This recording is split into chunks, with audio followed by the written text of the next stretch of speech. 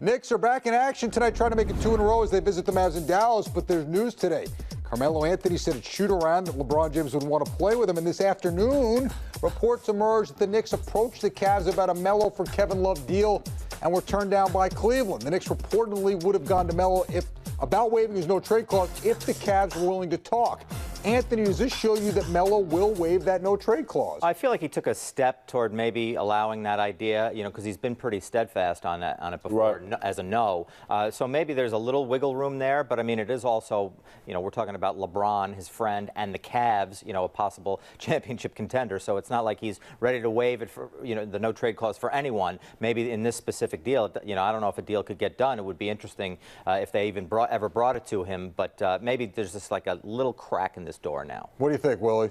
No, I think Melo's a lifer. I think he's over the... You don't think he wants to waive? No, I don't think he wants to leave. I think he's comfortable here. His family's here. He's been through the ups and downs with the New York Knicks.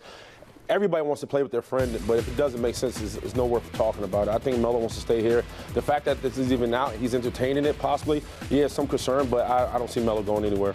I just wonder, though, as a professional athlete, you get to a point where winning takes preference over all that other stuff about being comfortable wanting to be in New York? Without a doubt, but I feel like when you have KP, you have some of the pieces around, there's still a possibility. I believe these guys still need more time to kind of congeal and build that chemistry. If they're able to do that and Phil Jackson still puts more pieces around to kind of build the Knicks up, I think he believes in Phil to some degree. Nobody knows what was talked about in that conversation about the future, so you got to kind of lean on Phil. He must have given Phil some indication, though, or they wouldn't be asking the Cavs, unless they just assume that he would go to the Cavs is the one place he would go to play with LeBron. You always hear Cavs and Clippers, right? Play LeBron or play with Chris Paul. The tough part is trying to make a deal like this work with his trade kicker and everything else.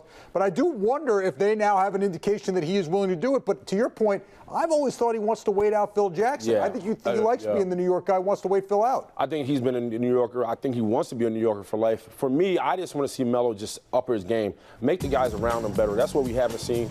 I felt like he's been playing better as of late, but not one man can win it all. So I think they got to keep building around him, and hopefully they can. And how about Frank Isola mentioned this in his story today about Melo. How about Phil and Melo working together for a change instead of seemingly being at opposite sides here? And maybe that would benefit the Knicks in some way, and maybe they can move forward a little bit. Right. Well, I guess stranger things have happened. I can't think of many of them, but I guess stranger things have happened.